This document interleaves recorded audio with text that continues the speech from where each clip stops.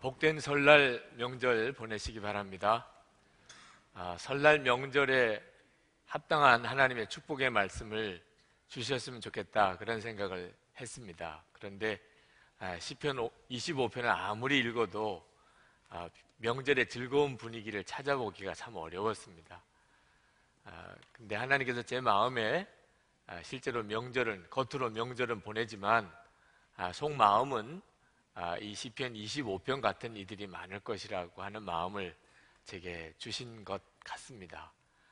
여러분, 명절 보내는 일이 만만치가 않은 모양입니다. 해마다 명절 보내고 난 다음에 이혼하는 가정이 많이 생긴다는 거 보면 명절이 만만치 않은 모양입니다. 이번 명절에 정말 하나님의 은혜가 오히려 더 풍성하게 우리 가운데 임할 필요가 있는 때인 모양입니다. 어려운 일을 만약에 당하고 있다면, 명절을 맞아서 더 그것이 더 마음이 아프다면, 그렇다면 여러분 영적으로 더 조심하시기를 바랍니다. 경제적인 어려움이 왔거나, 또는 건강에 어려움이 왔거나, 또는 무슨 가정, 여러분이나 여러분의 자녀에게 실패가 있었거나, 또는 가정 안에 어떤 불화가 있거나, 또 여러분의 어떤 목표했던 것이 좌절됐거나, 누가 여러분들에게 아주 악하게 하거나, 어떤 어려움이 오든지 간에 그 어려움의 배후에는 영적인 미혹이 같이 온다는 사실을 꼭 명심해야 합니다. 잘 분별하셔야 됩니다. 여러분의 마음을 잘 지켜야 합니다. 하나님이 주시는 말씀도 있고 마귀가 주는 소리도 있습니다. 자살 사이트가 있다고 그러죠. 그래서 집단 자살을 하는 어처구니 없는 일들을 이따금 뉴스를 통해 듣습니다. 어떻게 한 번도 본 적도 없는 사람들끼리 서로 만나서 함께 자살을 할 수 있을까요? 그들이 자살 사이트에서 계속 글을 주고받습니다. 우리 죽자, 살아봐야 뭐해, 어차피 너나 나나 잿빛 인생인걸, 우리는 꿈이 없잖아, 우리는 기대할 게 없잖아, 차라리 빨리 죽는 게 훨씬 나을 거야, 너와 같이 죽을 수 있어서 나는 행복해, 그래도 너가 있어서 나는 얼마나 고마운지 몰라요. 맨 이런 식으로 자살의 꿈을 키워가는 것, 그게 마귀가 주는 소리라는 것을 전혀 생각지 못하면 그렇게 죽음의 길로 가는 겁니다. 그런데 꼭 자살 사이트가 아니라도 얼마나 많은 사람들이 마귀가 주는 소리를 서로 주고받으면서 마귀가 이끌고 가려고 하는 대로 끌려가는지 모릅니다. 여러분, 몸이 아프면 단순히 몸만 아픈 게 아니고 병마가 들어옵니다. 병을 통해서 역사하는 마귀죠. 그래서 몸이 아픈 사람은 마음도 병들기 쉽고 영적으로도 문제가 생기기 쉽습니다. 그래서 몸이 아프면 정말 찬양을 많이 듣고 말씀을 더 많이 듣고 말씀으로 묵상하는 일이 필요합니다.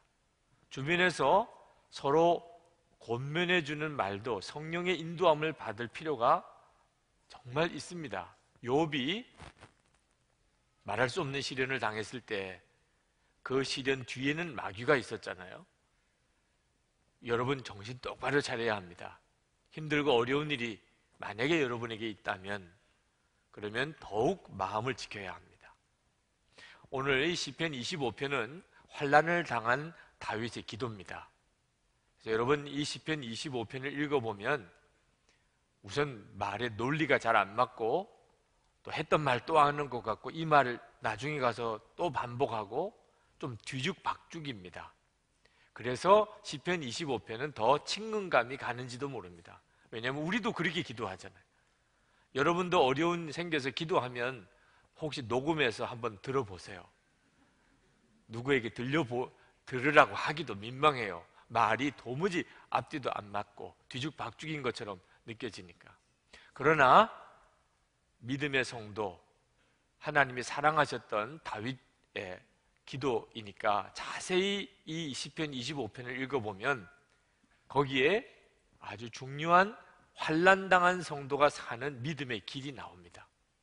그 세 가지를 여러분과 같이 나누려고 합니다. 성도는 환난을 당해도 반드시 살아나옵니다. 그것은 이 믿음의 비밀이 있기 때문입니다. 이 시편 25편 전체를 읽어보면 크게 세 가지 중요한 기도가 나옵니다. 그것이 다 환난당한 성도가 사는 길입니다. 첫 번째는 환난 중에 더욱 주님을 바라보는 겁니다. 환난을 당했을 때 오히려 더 주님을 바라보는 것. 1절에 보면은 주님, 내 영혼이 주님을 기다립니다. 15절에 내 눈은 언제나 주님을 바라봅니다. 20절에 나의 피난처는 오직 주님뿐입니다. 21절에 주님, 나는 주님만 기다립니다. 요즘에 우리가 늘 24시간 예수님을 바라보자고 하지요. 시편은 하나님께서 바로 24시간 예수님을 바라보는 우리의 믿음의 훈련을 위하여 강해 설교를 하라고 정해주신 것 같아요. 시편 읽어가면서 정말 주님 그렇습니다, 이렇게 고백이 나올 수밖에 없는데, 이 시편 25편에 더욱 이 다윗은 제가 주님을 바라봅니다, 계속 주님을 바라봅니다, 끝까지 주님을 바라봅니다, 그렇게 고백을 합니다. 근데 이것이 바로 환난을 당했을 때 성도가 거기서 건짐을 받는 길이에요. 여러분, 어려운 일이 생겼습니까? 문제가 있나요? 그러면 주님을 바라보셔야 됩니다. 생각처럼 쉽지 않습니다. 실제로 편안할 때, 들을 때는 그렇게 할 수 있을 것 같은데, 막상 어려운 일이 딱 닥쳐오면, 어떤 어려운 일이 내 귀에 들려오면 주님 생각하기가 만만치 않습니다. 오히려 어려운 일이 생기면 평소에 내가 하나님을 믿는다고 생각하던 내가 오히려 당황해하고, 그리고 정말 물에 빠진 사람 지푸라기 잡는 심정으로 허우적거리기 쉽습니다. 다윗이 대단한 사람입니다. 평소에 주님과의 교제가 그만큼 분명히 했었다는 뜻이죠. 하여튼 성도들이 환난을 당해도 주님을 생각하고 주님을 바라보면, 그러면 살아나옵니다. 예수님께서 십자가에 달려 돌아가실 때 예수님이 완전한 절망에 빠졌던 적이 있었습니다. 예수님도 그러셨어요. 어찌하여 나를 버리시나이까? 하나님, 어찌하여 나를 버리시나이까? 하나님으로부터 완전히 버림받은 그런 느낌에 사로잡혔던 순간이 있었습니다. 하나님 안 계세요. 어디도 안 계세요. 예수님이 그렇게 느끼셨어요. 하나님이 완전히 내게서 떠나가셨어요. 완전히 나 혼자 남았어요. 이런 상황이 예수님에게도 있으셨어요. 그런데 그 마태복음 27장 46절에 보면 예수님은 그 순간에도 나의 하나님, 나의 하나님, 어찌하여 나를 버리시나이까? 이렇게 고백을 하셨어요. 완전한 절망에 빠졌는데도 불구하고 예수님은 나의 하나님이라고 그렇게 고백했습니다. 이것은 눈으로 보이고 내가 어떤 느껴지는 상황하고 완전히 반대의 역사가 일어나는 거죠. 하나님은 안 계세요. 하나님은 완전히 나를 버리셨어요. 그런데 내 안에서 여전히 하나님은 계시고 나의 하나님이라. 예수님께서 겟세마네 동산에서 기도하실 때, 그리고 십자가에서 부르짖으셨을 때, 그때의 그 믿음, 그죠? 여러분, 이 믿음이 여러분을 살려내는 겁니다. 욥도 그랬어요. 욥은 하나님을 잘 믿었습니다. 그런데 상상할 수 없는 재앙이 겹쳐 일어나는 겁니다. 하나님은 안 계세요. 그게 마귀의 의도였습니다. 마귀는 우리들을 잘 압니다. 어려운 일이 겹쳐 일어나면 믿었던 하나님도 다 버리게 되는 것이 사람이라는 거죠. 욥도 그럴 위기에 빠졌어요. 하나님이 계시면 이럴 수가 없어요. 그런데 그때 욥이 입술에 범죄하지 아니하고 오히려 하나님을 찬양합니다. 욥기 1장 20절 21절에 보면 욥은 이렇게 고백합니다. 머리를 땅에 대고 엎드려 경배하면서 모태에서 빈손으로 태어났으니 죽을 때에도 빈손으로 돌아갈 것입니다.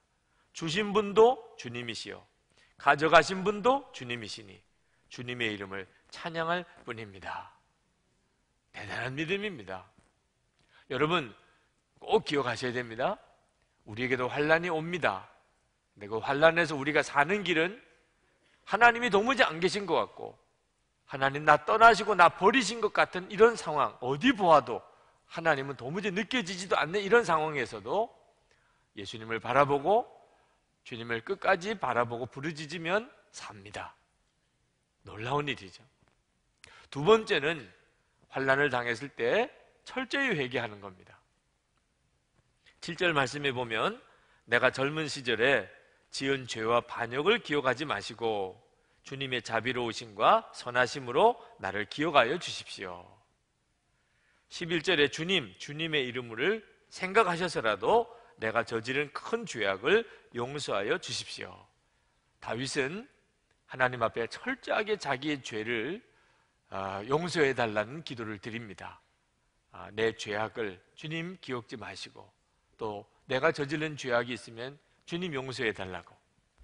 여러분, 환난을 당했을 때 성도가 사는 길은 자기 자신을 빨리 살펴보는 겁니다. 내가 주님과의 관계에서 어디에 문제가 생겼던 적이 없었는지, 내가 주님만 계속 바라보고 주님만 믿고 살지 못하고 엉뚱한 데 바라보고 살고 있었던 것은 혹시 없었는지, 평소에는 죄라고 느끼지 못했어요. 그러나 주님 앞에서 나 자신을 정직하게 살펴보면 내가 주님을 믿은 게 아니었고 주님을 바라본 게 아니었던 것이 드러납니다. 제가 군목 훈련 받을 때 그때 그 훈련소에서 중위 계급장을 단 분들이 구대장을 했었습니다. 근데 이분들이 우리를 훈련시키시면서 하는 이야기가 지금도 잊어지지 않아요. 우리를 이렇게 집합시켜서 정렬시키고 난 다음에 계속 하는 이야기가 눈동자 돌아가는 소리가 들린다는 거예요. 제가 고상하게 표현해서 이렇게 표현했지 그냥 옮기기는 조금 민망하네요. 네. 근데 저는 뻥인 줄 알았어요. 어떻게 세상에 눈동자 돌아가는 소리가 들려요? 아무리 그 사람들이 대단한 사람이라도 사람 눈동자 돌아가는 소리가 어떻게 들려요? 그런데 제가 설교하면서 교인들을 바라보니까 들리네. 눈동자 돌아가는 소리가 들려요. 사람이 예배를 드리는 시간에도 예수님에게만 집중하지 않는 것이 눈에 보입니다. 눈에 보여요. 사람이요, 예배당에 와서 예배를 드려도 바라보는 것이 주님께 있지 않는 사람, 주보 들여다보고 옆에 있는 들어오는 사람 보고 앞사람 머리 보고 눈동자 돌아가는 소리가 들려요.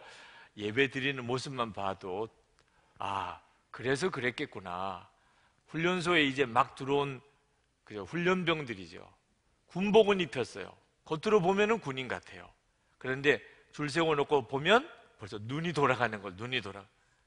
군인 같은 자세가 분명하냐 안 하냐 눈 보고 안단 말입니다. 주변에 뭐가 있든지 상관하지 않고 지휘자만 딱 주목해보고 명령에만 집중하고 이렇게 돼야 군인이잖아요. 그래야 전쟁터에 총알 세례가 쏟아지고 있는 그 상황에서도 가라 그러면 가고 서라 그러면 서잖아요. 우리 주님이 우리를 보실 때 어떨까 싶어요. 예수님, 여러분들의 눈을 보실 때 눈 돌아가는 소리가 들린다 이러시지 않을까? 여러분 어떻게 살고 계신가요? 어떻게 또 사셨나요? 우리 주님만 바라보아야 사실은 비로소 이 세상 가운데 하나님의 계획 가운데 사라지는 겁니다. 그런데 왜 우리는 그렇게 보여지는 게 많지요? 주님만 계속 바라보자고 하는 게 왜 그렇게 힘들지요?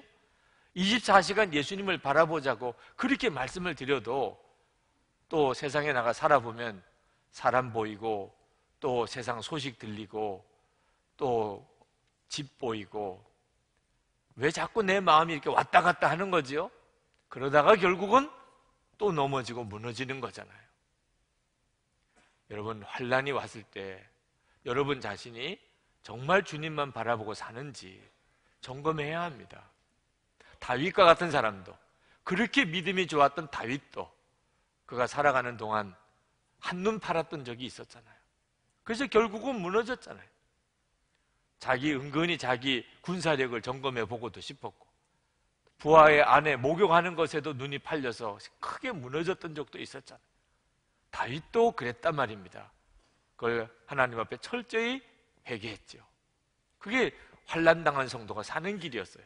아브라함도 그랬죠. 믿음의 조상이라고 했던 그분도 하나님께서 아브라함에게 이제 아들을 줄 텐데 큰 민족을 이룰 것이라 분명히 약속했는데도 하나님이 아들을 주시지 않자 양자라도 드릴까 이런 생각했었죠.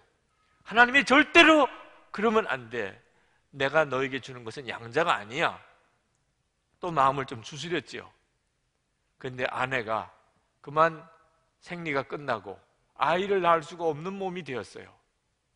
그때 되니까 아브라함이 하나님 앞에 나가서 물어보고 의논하려고 한 마음도 없이 그냥 마음에 안 되나 보다. 이제는 우리 부부 사이에서 이건 안 되는 건가 보다.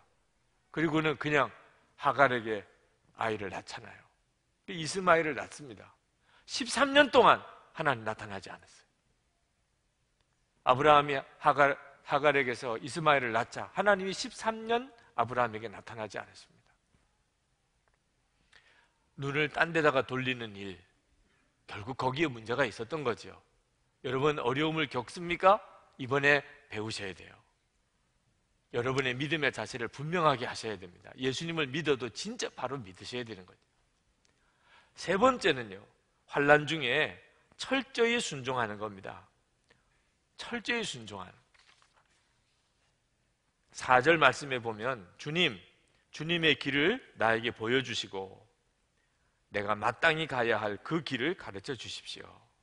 8절에 보면 주님은 선하시고 올바르셔서 죄인들이 돌이키고 걸어가야 할 올바른 길을 가르쳐 주신다.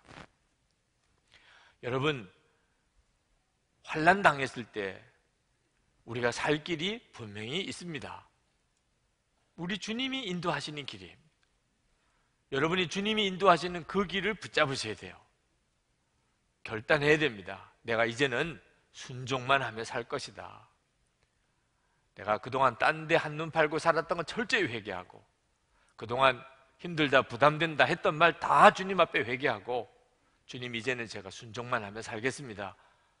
이것이 환난에서 우리가 살아나는 길입니다.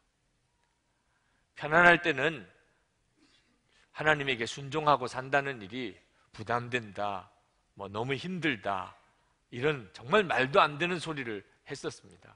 근데 환난을 당해놓고 보면 비로소 순종이 구원의 길인 걸 알게 됩니다. 순종이 구원의 길이에요. 여러분, 하나님께 온전히 순종만 하며 사시는 결단을 분명하게 하시기 바랍니다. 사실 결단하라고 할 것도 없어요. 왜? 그 길이 가장 내게 복 있는 길이고 나를 구원하는 길이고 모든 염려와 근심에서 건져내는 길이니까 그렇습니다. 순종하고 산다는 말은 더 이상 걱정 안 한다는 뜻입니다. 이제는 순종만 하면 되는 거예요. 주님이 말씀하시면 그대로만 하면 됩니다. 이제는 더 이상 두려워하지도 않고 염려하지도 않고 고민하지도 않고 이제는 그냥 순종만 하며 사는 거죠. 얼마나 편합니까? 비로소 인생의 고민을 해보고 또 실패도 해보고 또 눈앞에 정말 벽이 있는 것 같은 난감한 처지에 빠져보신 분들은 아마 다 공감하실 겁니다. 예수님에게 순종만 하며 살자. 그러면 비로소 살아요. 우선 마음이 살아요. 허슨 테일러 선교사님이 중국 선교사로서 사역하시다가 너무 스트레스로 쓰러지셨던 적이 있었습니다. 그때 그 허드슨 테일러 선교사님이 일어나게 했던 말씀이 요한복음 15장 5절 말씀이에요. 예수님은 포도나무고 나는 가지라. 그 말씀에 허드슨 테일러 선교사님의 눈이 열렸어요. 그런 거구나. 예수님은 포도나무고 나는 가지면 나는 걱정할 필요가 없잖아. 내가 그동안 괜히 걱정하고 살았네. 괜히 스트레스 받고 살았네. 나는 두려워할 것도 없잖아. 예수님이 포도나무고 나는 가지인데, 그래 나는 이제 주님께 진짜 다 맡기고 주님 하라는 대로 하고 나는 그저 찬송하고 그 다음 기뻐하고 그리고 사랑하고 난 그렇게 살면 되는 거구나. 그리고 자리에서 일어나셨어요. 너무 마음이 편안하니까. 정말 구원받은 거죠. 그리고 정말 평생 허드슨 테일러 선교사님 걱정 안 하고 염려 안 하고 찬송하고 기뻐하고 감사하고 그렇게 사셨어요. 위대한 삶을 하나님이 이루어내셨죠. 예수 믿는 것이 이것이에요. 우리가 예수를 믿고 산다는 것은 바로 이것을 말하는 겁니다. 환난 당했을 때 비로소 드러나요. 우리가 어려운 일에 부딪혔을 때 예수 믿는 삶이 얼마나 놀라운가가 나타나게 됩니다. 어거스틴이 한 번은 설교를 하려고 자기가 잘 알지 못하던 지방으로 가게 된 적이 있는데, 그 지방에 안내하시는 분 한 분이 어거스틴을 길 안내를 하다가 그 지역을 잘 아는 분이 전혀 엉뚱한 마을로 가게 된 겁니다. 안내자가 너무 난감해 하는 거예요. 아니, 내가 이게 무슨 일이지? 뻔히 아는 길을 놓쳤어요. 옛날이니까 다른 마을에 도착을 해서 그 설교를 해야 되는 그 마을로 갈 수가 없는 겁니다. 천상 거기서 그냥 하룻밤을 지내고 설교는 못하고 그리고 돌아왔어요. 얼마나 짜증나는 일입니까? 그런데 돌아와서 깜짝 놀라는 것을 알게 됐어요. 생명을 건진 겁니다. 그것 때문에, 엉뚱한 마을로 간 것 때문에. 사실은 어거스틴을 죽이려고 사람들이 매복을 하고 있었습니다. 그 마을에 들어가는 길에 매복을 하고 있었어요. 만약에 제대로 그 마을을 찾아갔었다면 길에서 죽임을 당할 수밖에 없었던 형편이죠. 그런데 하나님께서 그 안내자의 눈을 흐리게 해서 전혀 엉뚱한 마을로 데리고 간 겁니다. 어거스틴의 생명을 건져내신 거죠. 여러분, 하나님을 진짜 경외하고 예수님만 바라보고 사는 사람에게는 안 되는 일인 것 같은 일이 오히려 지나고 보면 잘 되는 길이에요. 여러분이 정말 예수님만 바라보고 주님께만 순종하고 살기로 결단했다면 되어지는 일에 섣불리 불평하고 또는 그것 때문에 화내고 낙심할 이유가 없습니다. 하나님의 솜씨는 기가 막혀요. 하나님은 알고 계세요. 우리가 환난에서 살아날 길을 알고 계십니다. 어떤 사람이 중동의 어느 마을에 있던 사람이 낙타가 그 웅덩이에 빠지는 일이 생겨서 이 낙타를 건져내야 되겠는데 마을 사람들이 달려와서 아무리 끄집어내려 그래도 낙타도 흥분한 상태고 그 웅덩이는 깊고 건져낼 수가 없어요. 사람들이 난감해하다가 그 마을에 지혜 있는 어떤 사람에게 찾아가서 물었더니 몇 가지 지시를 하더래요. 마을 사람들이 다 그렇게 하면 되겠다고. 그리고는 집집마다 들어가서 삽을 가지고 나와서 그 낙타가 빠져있는 웅덩이에 흙을 퍼다가 메꾸는 겁니다. 낙타 주인은 기겁을 했죠. 낙타를 꺼내달라고 그랬더니 낙타를 생으로 파묻다니. 파묻는 게 아니었죠. 그 웅덩이에 흙이 들어가서 돋아지니까 나중에는 낙타를 끌어낼 것도 없이 낙타가 흙을 디디고 그리고 올라와서 웅덩이에서 나왔습니다. 여러분, 우리가 예수님을 믿으면 주님의 방법이 언뜻 잘 이해가 안 됩니다. 여러분, 예수님을 믿으면 십자가의 복음이 뭐지요? 나는 죽고 예수님과 함께 죽고 이제는 예수님으로 사는 겁니다. 많은 성도들이 그 말씀을 언뜻 받아들여지지 않는 모양이에요. 예수를 믿는 것도 살아보려고, 잘 살아보려고 믿는 건데 죽으려니, 아마 이런 마음 때문에 처음에는 탁 거부감이 드는 모양입니다. 예수님과 함께 죽었습니다. 꼭 그래야만 되나? 여러분, 명심하세요. 예수님과 함께 정말 내 자아가 죽어지지 않으면 우리 주님도 나를 살려낼 방법이 없다니까. 우리를 건져내실 능력이 주님께 있습니다. 주님 그분만이 사는 길이에요. 근데 우리가 정말 예수님과 함께 죽었음을 인정하지 않으면, 내 생각과 내 판단이 자꾸 앞서면, 그러면 우리 주님은 그냥 지켜보실 뿐이에요. 내가 예수님과 함께 죽었음을 정말 인정하고 예수님과 함께 죽었다는 것은 이제는 모든 판단과 결정을 주님께 맡기는 겁니다. 그러면 기가 막힌 놀라운 역사가 일어나요. 주님이 우리를 능히 건지는 역사가 일어납니다. 환난당한 성도가 사는 길이죠. 2004년입니다. 벌써 오래전 이야기죠. 8월 3일 신문에 난 기사예요. 초등학교 4학년인 정희재라고 하는 아이가 지리산에서 3일 동안 조난당했다가 살아나왔어요. 그래서 신문에 실렸습니다. 아버지와 아버지 친구분들하고 지리산 청왕봉까지 올라갔습니다. 근데 이 아이가 좀 별나고 개구장인 아이 모양이에요. 이제 산에서 내려오는데 그저 아버지 따라서 산을 잘 내려왔으면 좋았을 걸. 아버지 친구분 앞으로 갔다가 또 아버지에게로 왔다가 그러면서 하니까 아버지도 그 아버지의 친구분들도 이 아이가 그저 잘 따라오겠거니 이 생각을 한 거죠.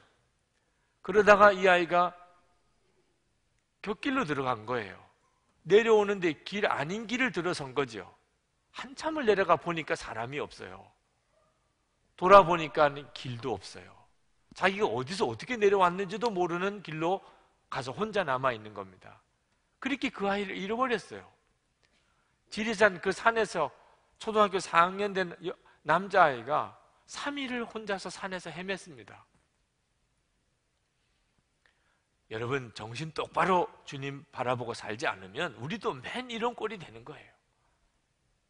어떻게 살아나왔을까요, 그 아이가? 그 상황에서 아버지가 했던 말을 기억했던 겁니다. 늘 산에 같이 데리고 다니면서 산에 대해서 이야기를 해주었어요. 너무나 무섭지요. 혼자서 산에 남아서 밤이 오는데.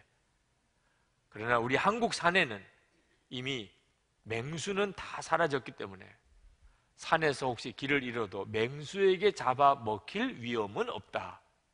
그 말이 기억이 나요. 그래서 밤이 되어 무섭지만 내가 짐승에게 잡아먹히지는 않겠구나. 그렇게 생각했대요. 그리고 비가 왔어요. 그 다음날 비가 올 때 또 아버지의 말이 기억이 나요. 산에서 길을 잃어버렸을 때 비를 맞고 잠이 들면 체온이 떨어져서 그렇게 해서 죽는다. 절대로 잠들면 안 돼.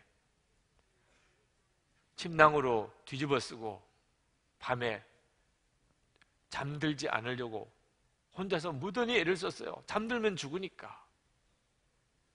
그리고 아버지가 했던 말이 또 기억이 나요. 산에서 길을 잃으면 항상 물소리가 나는 쪽을 찾아가라. 물소리가 나. 그리고 그 물길을 따라 내려가면 반드시 사람들 사는 곳에 내려가게 돼 있다. 그래서 이 아이가 물소리만 찾아간 겁니다. 그리고 그 개울을 따라서 내려오고 3일 만에 결국 사람이 사는 민가에 나타난 거예요. 3일 동안 온 지리산을 찾고 헤맸지요. 못 찾았죠. 민가에 나타났어요. 여러분, 우리가 환난에서 어떻게 살아남을 수 있습니까? 길은 없어요. 그 정희재라고 하는 아이가 겪었던 것처럼 우리도 우리의 인생길 가운데 그 비슷한 상황을 한두 번 겪습니까? 길이 없어요. 어디도 길이 없어요. 아무도 없어요. 내 주변에. 나 혼자예요. 그러나 길이 있지요. 우리에겐 특히 그렇습니다. 예수님 그분이 길이십니다. 내가 길이요 진리요 생명이리. 예수님, 나와 함께 계신 예수님 그분이 길이세요. 그러므로 여러분, 평소에 24시간 주님을 바라보는 생활을 반드시 훈련해야 합니다. 환난을 당하고 어려운 일을 당하고 난 다음에 주님을 바라보려고 그러면 믿음이 안 생겨요. 다윗도 주님을 바라보는 믿음을 그가 오랜 기간 동안 주님과 동행했기 때문에 그가 가질 수 있었던 것을 오늘 말씀에서 보여주고 있어요. 6절 말씀에 보면 먼 옛날부터 변함없이 베푸셨던 주님의 긍휼하심과 한결같은 사랑을 기억하여 주십시오. 다윗은 너무나 오랜 기간 동안 주님과의 교제가 있었어요. 다윗은 알아요. 하나님이 나를 사랑하시고 나와 함께 계시고 언제나 나에게 긍휼이 많으셨다는 사실을. 그러니까 이 환난을 당했을 때도 다윗은 하나님을 바라볼 수 있는 믿음을 가질 수 있었던 거예요. 24시간 주님을 바라보는 훈련, 아침부터 밤에 잘 때까지 언제나 주님과 동행하는 것에 대해서 내 마음이 분명하게 느껴지는 그런 신앙생활 하실 수 있어야 합니다. 14절에 보면은 주님께서는 주님을 경외하는 사람과 의논하시며 하셨어요. 여러분은 누구와 의논하십니까? 어려운 일이 생기면 누구와 의논하십니까? 늘 가까이 있는 사람과 의논하지요. 우리 주님도 어떤 일을 하실 때 누구와 의논하신대요. 우리 중에 누구와 의논하신대요. 누구와 의논하시냐? 하나님을 경외하는 사람과 의논하신다고 그랬습니다. 우리가 주님을 늘 바라보는 믿음의 눈을 뜨고 훈련하는 일은 대단히 중요합니다. 하나님의 인도함을 받을 수가 있는 겁니다. 순종하고 싶어도 주의 뜻을 모르면 어떻게 순종하실 수 있겠어요? 2012년도에 우리 교회 안에 또 하나의 중요한 변화가 시럽인 선교의 재창립입니다. 사실은 벌써부터 그 일에 대한 마음을 가지고 있었어요.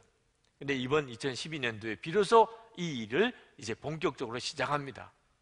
그동안의 시럽인 선교회는 대부분 그저 사업을 열심히 하는 교우들이 모이셔서 헌금을 해가지고 그것으로 선교 사업을 하시던 그런 일을 하셨어요. 그것도 귀하죠. 하나님께서 그동안 시럽인 선교를 통해서 많은 일을 하셨습니다. 그러나 지금 너무나 많은 성도들이 기업의 어려움을 겪고 있어요. 하는 사업들마다, 장사들마다 되는 것이 별로 없다고들 그럽니다. 자, 그런 시럽인 성도들에게 축복 기도만 해드리는 것이 이게 합당한 일인가? 그렇지 않다는 걸 깨달았어요. 여러분, 사업을 하는 일에도 길이 있어요. 세상의 길도 있는가 하면 하나님의 길도 있어요. 여러분, 어려우면 정신 차려야 됩니다. 어려우면 이제 더 온전히 순종이 사는 길이에요. 하나님이 여러분을 이끄시는 그 길을 찾아서 그 길로 가야 합니다. 그렇지 않으면 헤어나올 길이 없어요. 그저 아무렇게나 장사하고 세상식처럼 사업하면서 축복 기도만 자꾸 받으면 되는 게 아니라 그 말입니다. 하나님의 말씀대로 사업하는 길을 가르치는 일이 중요하다. 어떻게 하는 것이 장사하는 사람이, 사업하는 사람이 하나님의 뜻대로 하는 거지요? 하나님은 어떻게 해야 역사하시는 거지요? 이걸 배우게 해드려야 되겠구나. 그래서 이번에 시럽인 선교회 재창립을 할 때는 훈련하는 시럽인 선교회를 만들려고 하는 겁니다. 성도들을 하나님의 방법으로 사업하도록 훈련시켜 드리려고 하는 거예요. 여러분 중에 어떤 형태의 개인 사업을 하시든 또는 전문인이 계시든 이번에 시르벤 선교회 재창립 때 함께 뜻을 모으고 힘을 모아 주시면 좋겠어요. 하나님의 방법대로 하는 일, 도전입니다. 대단한 도전이에요. 그래, 그 길밖에는 사는 길이 없어요. 이제 진짜 성경이 진짜 정말 하나님의 말씀인지, 예수님은 진짜 살아서 우리의 모든 삶을 주장하시는지 시럽인들이 자기 자신을 하나님 앞에 시험의 도구로 내놓으시게 되기를 바랍니다. 가정도 마찬가지입니다. 가정 어떻게 하면 가정 문제 해결되지요? 명절을 만났는데 진짜 천국 같은 이 가족의 축복은 어떻게 누려지는 거지요? 부모와 자녀, 남편과 아내 서로 해야 될 길이 있어요. 주님이 하라는 대로 그렇게 살면서 하나님의 역사를 구하고 기도도 받아야 하는 것입니다. 그러면 변화되지 않을 가정이 없습니다. 2012년도에도 계속해서 가정 세미나를 합니다. 남편 역할도 실제로 살아보니까 그저 결혼했다고 남편 되는 것만 아닌 걸 철저하게 느끼게 되겠어요. 하나님의 말씀이 있는 겁니다. 환난을 당했을 때 성도가 사는 길이 있습니다. 오늘 다윗이 우리에게 그것을 보여주고 있어요. 어려울 때일수록 더 주님 바라보고 철저하게 회개하고 온전히 순종하는 겁니다. 24시간 주님을 바라보는 훈련을 꼭 하시고 환난에서 벗어나는 성도들 되시기를 축복합니다. 기도합시다. 우리 하나님 앞에 간절히 기도합시다. 하나님, 제가 환난 중에서 주님을 바라봅니다. 어려움이 많은 중에서 제가 주님을 사모합니다. 그동안 주님 바라보지 못하고 엉뚱한데 한눈 팔았던 일 회개합니다. 이제 더 철저히 주님께 순종하겠습니다. 저에게 지시해 주옵소서. 통성으로 기도하겠습니다.